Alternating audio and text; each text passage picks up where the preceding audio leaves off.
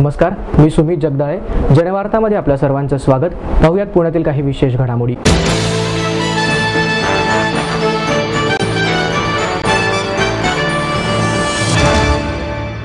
हिंदुस्थानात सध्या टोकाची विषमता नांदते आहे आणि या विषमतेचे अपत्य डॉक्टर आंबेडकर आहेत असं मत ज्येष्ठ साहित्यिक विचारवंत डॉक्टर रामनाथ चव्हाण यांनी व्यक्त केलं. महाराष्ट्र साहित्य परिषदेतर्फे डॉक्टर रामनाथ चव्हाण यांच्या षष्ठाब्दी पूर्तीनिमित्त सत्कार परिषदेच्या कार्याध्यक्ष आणि महामंडळाच्या अध्यक्षा डॉक्टर माधवी वैद्य यांच्या हस्ते करण्यात. त्यावेळी डॉक्टर चव्हाण डॉक्टर आंबेडकर यांना अभिप्रेत समाज परिवर्तन या विषयावर बोलत होते.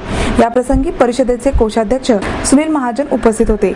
डॉक्टर चव्हाण म्हणाले, बाबासाहेबांना विषमतेची तीव्रता कमी करायची होती. त्यांनी मूळच पकडले. जातींचे निर्मूलन झाले पाहिजे. हिंदुस्थानी माणूस विसंगतीत जगतो. बाबासाहेबांनी ती विसंगती पकडली. जातीच्या भिंती तोडल्या पाहिजेत असे त्यांना वाटायचे. त्यांनी देशातील विषमतेचे ओझे उतरवण्याचे काम केले. भाषेची भांडणे, जातीतील तणाव कायम राहिला तर हिंदुस्थानचा रशिया व्हायला वेळ लागणार नाही. परंपरा कायम ठेवून परिवर्तन करता येत नाही. अमानुष प्रथा, माणूस म्हणून केलेला आविष्कार, अशी परिस्थिती या देशात अनेक वर्षे टिकली. यावेळी डॉक्टर माधवी वैद्य यांनी प्रास्ताविक केले.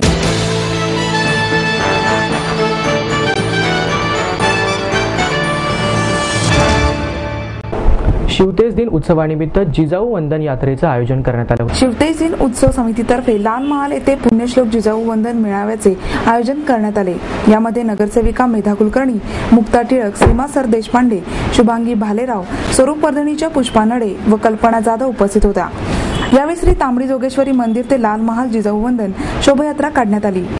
यावेळी बोलताना राष्ट्रसेवा समितीच्या शैला जोशी म्हणाल्या, वैयक्तिक जीवनापेक्षा स्वराज्य हे मोठे आहे. असे संस्कार छत्रपती शिवाजी महाराजांवर करणाऱ्या जिजाऊ माता यांची शौर्यगाथा आणि विचारांचे स्मरण प्रत्येकाने करायला हवे. यावेळी श्वेता वडके व प्रांजल पोटफोडे यांनी नाट्यप्रवेश सादर केला. माहेर सोडून सासरी आले.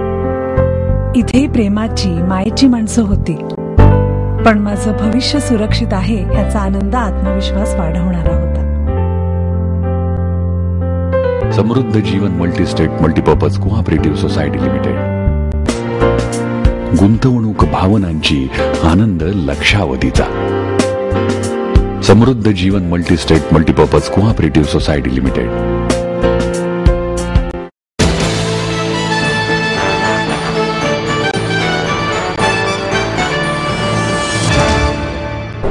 पीएमपीने 57 लाख रुपयाची थकबाकी भरावी या मागणीसाठी महाराष्ट्र नवनिर्माण सेनेच्या वतीनं पीएमपी कार्यालयासमोर बँडबाजा वाजवून आंदोलन करण्यात आले. पुणे महानगर परिवहन महामंडळाने 57 लाख रुपयांची करापोटीची थकबाकी महापालिकेकडे जमा करावी यासाठी बँडबाजा वाजवून अभिनव पद्धतीने आंदोलन करण्यात आले. मिळकत कराची थकबाकी वसूल करण्यासाठी मिळकत कर विभागाकडून थकबाकीदारांच्या घरासमोर बँडबाजा वाजवला जात आहे. पीएमपी कडेही महापालिकेची तब्बल 57,429 रुपये करापोटीची थकबाकी आहे. ती देण्यास पीएमपी प्रशासन टाळाटाळ करीत आहे. पुणे आणि पिंपरी चिंचवड महानगरपालिकेने सन 2006 मध्ये PMPML ही कंपनी स्थापन केली. त्यावेळी मुख्य सभेत एक ठराव झाला होता.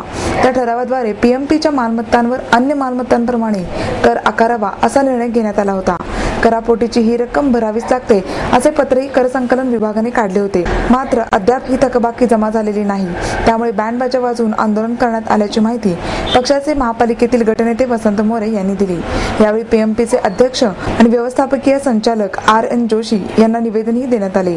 यावेळी मनसेचे प्रकाश ढोरे, नगरसेवक बाबू वागसकर, राहुल तुपेरे, रुपाली पाटील आणि कार्यकर्ते उपस्थित होते. पीएमपीवर सत्तारूढ राष्ट्रवादी काँग्रेसचे वर्चस्व आहे. संचालक मंडळावरही राष्ट्रवादीचेच पदाधिकारी आहेत. त्यामुळे ही थकबाकी वसूल झालीच पाहिजे. पक्षाने दिलेल्या निवेदनाचे योग्य स्पष्टीकरण मिळाले नाही तर महापालिका आयुक्त आणि महापौरांच्या निवासस्थानीही याच प्रकारची निदर्शने करण्यात येतील असा इशारा देत दंडाच्या रकमेसह ही थकबाकी वसूल करण्याची मागणी केली.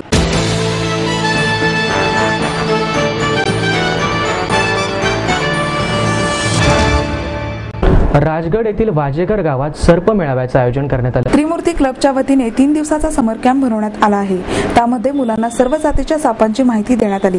त्यात काही साप विषारी आणि काही बिनविषारी होते. त्याचबरोबर सापांपासून स्वसंरक्षण कसे करावे, त्याबाबत कोणत्या गोष्टींची दखल घेण्याची गरज आहे इत्यादी माहिती अरविंद साळवी यांनी मुलांना यावेळी दिली. सापांपासून मुलांची भीती निघून जावी याकरता मुलांना सापांचा स्पर्श करून देऊन त्यांना कशा प्रकारे हाताळण्यात यावे याबाबत ही माहिती देण्यात आली. रस्त्यावर किंवा इतरत्र साप साप आढळल्यास त्यांच्यावर कोणतीही कृती न करता सर्प उद्यानाला याबाबत माहिती द्यावी. नागरिकांनी कोणत्याही प्रकारचा धोका पत्करू नये, कारण संबंधित साप हा विषारी किंवा बिनविषारी असू शकतो. सापाला सर्प उद्यानात आणल्यानंतर साप जखमी असेल तर त्याच्यावर उपचार केले जातात आणि नसेल तर त्यांना जंगलात सोडून दिले जाते, असे साळवे यांनी सांगितले. या मेळाव्यामध्ये गवता साप, मांडूळ, सेनबुवा, घोणस, नाग, धामीन, पीठ वायपर, कवड्या, मण्यार, किंग कोब्रा, आजगर इत्यादी अनेक प्रकारचे साप जे भारतात मोठ्या प्रमाणात आढळतात त्या सापांचा समावेश करण्यात आला आहे. बऱ्याचदा साप लोकवस्तीत अचानक आढळून येतात. याचेच कारण वस्तीत असणाऱ्या बेमालूम वस्तूंचा पुरवठा आणि उंदीर घुशींची उपस्थितीमुळे सापांचा वावर दिसून येतो. त्यासाठी घाबरून न जाता तात्काळ सर्पमित्र किंवा सर्प उद्यानाला माहिती देण्यात यावी, असे साळवी यांनी नागरिकांना आवाहन केले.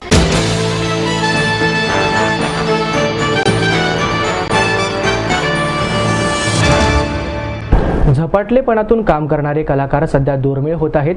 नव्या पिढीने आदर्श ठेवावे अशा लोकांची सध्या गरज आहे, असं मत ज्येष्ठ व्यंगचित्रकार मंगेश तेंडुलकर यांनी व्यक्त केलं. आम्ही एकपात्री या संस्थेच्या वतीने सुषमा देशपांडे यांना एकपात्री कला सन्मान पुरस्काराने गौरवण्यात आले. पुरस्कार तेंडुलकर यांच्या हस्ते प्रदान करण्यात आला. यावेळी अखिल भारतीय मराठी नाट्य परिषदेच्या पुणे शाखेचे अध्यक्ष डॉक्टर सतीश देसाई, महाराष्ट्र साहित्य परिषद व साहित्य महामंडळाचे कोषाध्यक्ष सुनील महाजन, उद्योजक सुरेश कोते, संस्थेचे अध्यक्ष संतोष चोरडिया, सचिव बंडा जोशी व्यासपीठावर उपस्थित होते. तेंडुलकर म्हणाले, आजकाल कलाकार भूमिका स्वतःमध्ये हरवतात आणि मंचावर पात्राऐवजी स्वतःच वावरतात. मात्र काही कलाकार असतात जे भूमिकेत स्वतःला हरवतात आणि मंचावर वावरताना केवळ ते पात्र आणि भूमिकाच रंगवतात. प्रेक्षक जेव्हा नाटकाला येतो तेव्हा त्याला तो अभिनेता बघायचा नसतो, तर ती भूमिका बघायची असते. याचे भान आजच्या कलाकारांना फार कमी उरले आहे.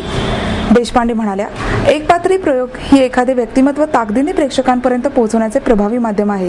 एकपात्रीद्वारा मुख्यत्वे हसवणे, मनोरंजनाचे काम केले जाते. मात्र माझ्या तिन्ही प्रयोगांमध्ये मी गंभीररित्या विचार मांडले आहेत. याला बऱ्याच जणांनी एकपात्रीची वेगळी पठडी म्हणून संबोधले. होय, मी सावित्रीबाई या प्रयोगामुळे मला ओळख दिली, पैसे दिले, परदेशी जाण्याच्या वाटा दिल्या, नाट्य परिसंवादामध्ये बोलण्याची संधी दिली. सावित्रीने मला सर्व काही दिले. आई वडिलांनी पै पै जमवून मला शिकवण्याचा निर्णय घेतलेला कळत होता. माझ्या उच्च शिक्षणासाठी त्यांनी मला कायमचा आधार मिळवून दिला होता. त्यांनी स्वतःसाठी कधीच काही केलं नाही, पण माझ्यासाठी Samruddha Jeevan multistate multipurpose cooperative society limited. गुंतवणूक भावनांची, आनंद लक्षावधीचा. Samruddha Jeevan multistate multipurpose cooperative society limited.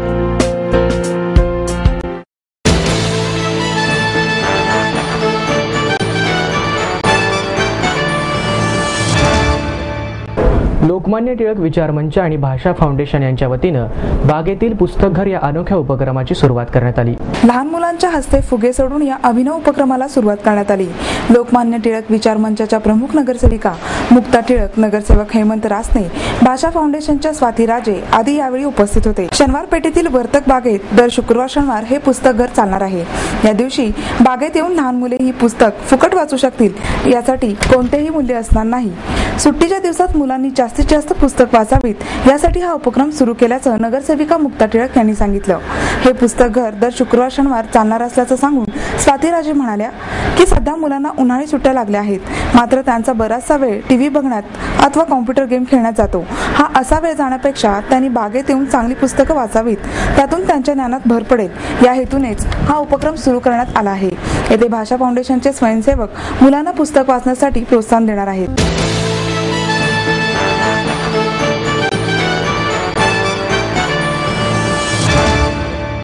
आंतरराष्ट्रीय बाजारपेठेमध्ये सोने चांदीच्या भावात घसरण झाल्या कारणानं लग्नसराईमध्ये ग्राहकांना दिलासा मिळाला आहे. अमेरिका आणि इंग्लंडमधील कंपन्यांनी बाजारात टनामध्ये सोने विक्रीस आणल्यामुळे आंतरराष्ट्रीय बाजारात सोन्याचे भाव घसरले आहेत. त्यामुळे वायदे बाजारातही सोन्याचे भाव आणखी कमी होऊन 26,000 रुपयांवर स्थिरावले आहेत. येथील बाजारात हा भाव 26,500 रुपये तर चांदीचा भाव किलोस 48,500 रुपयांपर्यंत उतरला आहे. गुढीपाडव्याच्या सणानंतर सोने चांदीच्या भावातील अनपेक्षित घसरणीमुळे ग्राहकांना दिलासा मिळाला आहे. बाजारात 10 ग्रॅम सोन्याचा भाव 26,500 रुपयांपर्यंत खाली आलाय. गेल्या 4 दिवसात सोन्याचे भाव 10 ग्रॅम मागे 3,350 रुपयांनी उतरले आहेत. चांदीचा भाव गेल्या आठवड्यात 53,500 रुपये होता. हे पाहता भावात किलो मागे 5,000 रुपयांची घसरण झाली आहे. सोन्याच्या भावातील ही घसरण कायम राहील असे संकेत सराफ बाजारपेठेतून व्यक्त होत आहेत. काही दिवसांपूर्वी सोन्याचा भाव 10 ग्रॅमला 29,850 रुपये होता.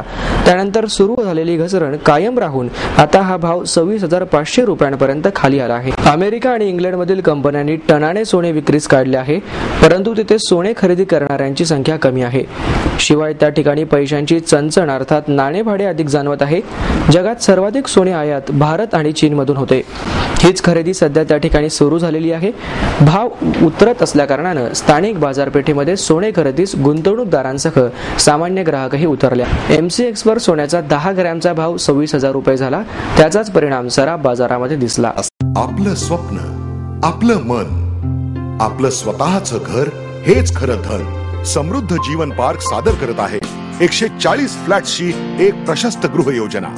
कात्रज कोंढवा रोडवर बिबवेवाडीपासून फक्त 2 किलोमीटर अंतरावर आपल्या आर्थिक गणितात बसणारे 1 व 2 BHK फ्लॅट्स.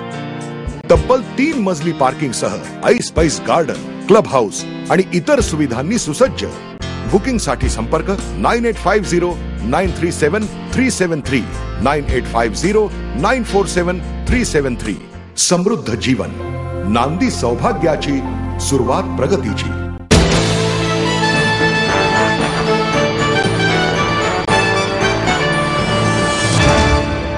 याबरोबरच आजचं बातमीपत्र संपलं. उद्या पुन्हा भेटूया याच वेळी. नमस्कार.